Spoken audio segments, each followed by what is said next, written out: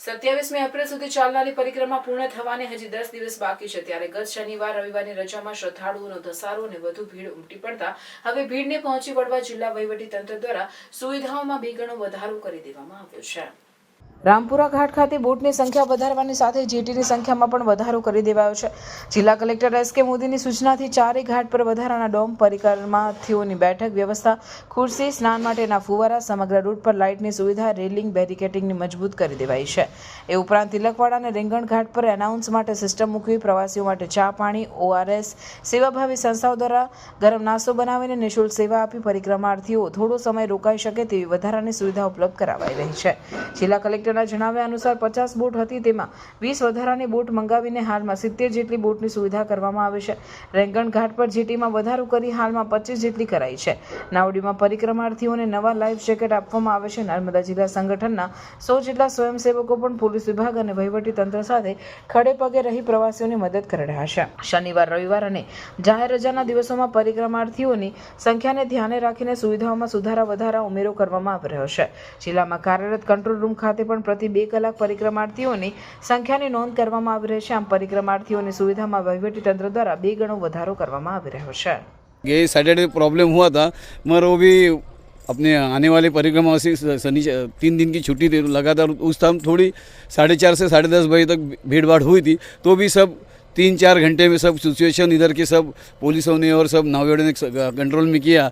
बहुत अच्छी व्यवस्था है। मैं आपको सबको आमंत्रित करूंगा कि 27 अप्रैल तक ये परिक्रमा चलने वाली है, इसका ज़रूर आनंद लीजिए। मैं महाराष्ट्र जाता हूँ और सभी को परिक्रमावासियों और नर्मदा प्रेमी को करता हूँ कि आप यहाँ पे आएंगे तो गंदगी मत फैलाइए।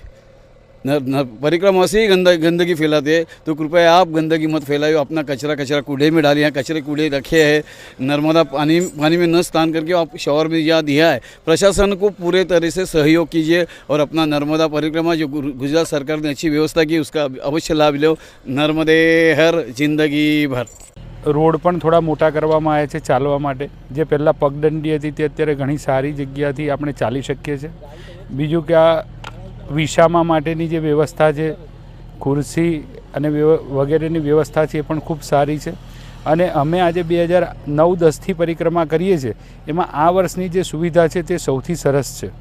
અહીંયા મેણ નદીનો રામપુરામાં કીડી મકોડી સંગમ છે અને ત્યાં આગળ મેણ નદીનો સંગમ છે।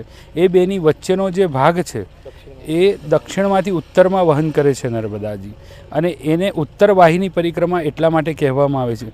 આ પરિક્રમા 3 કરવાથી આખી પરિક્રમાનું પુણ્ય પ્રાપ્ત થાય છે, એટલા માટે આટલા બધા શ્રદ્ધાળુઓ આ પરિક્રમા કરે છે। અમે ઘણી બધી પરિક્રમાઓ સાથે કરીએ છીએ અને પરિક્રમામાં આ જે સમય છે અત્યારનો સાંજનો સમય એ પબ્લિક નથી હોતી, એટલે સારી રીતે અને જલ્દીથી પરિક્રમા આપણે કરી શકીએ છીએ।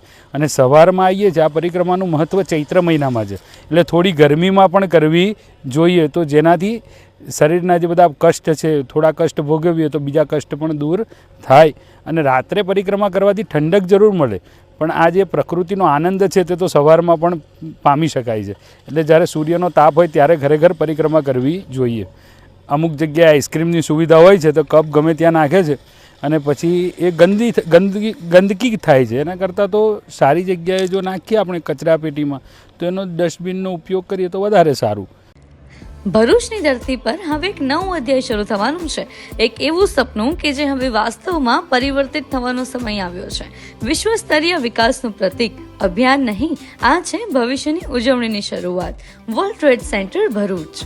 તો આવો સાક્ષી બનો એક પાવન ક્ષણનો, જ્યાં શિલાન્યાસ થશે નવા અવસરોનો, નવી ઊંચાઈઓના અને ભવિષ્યના વિકાસના।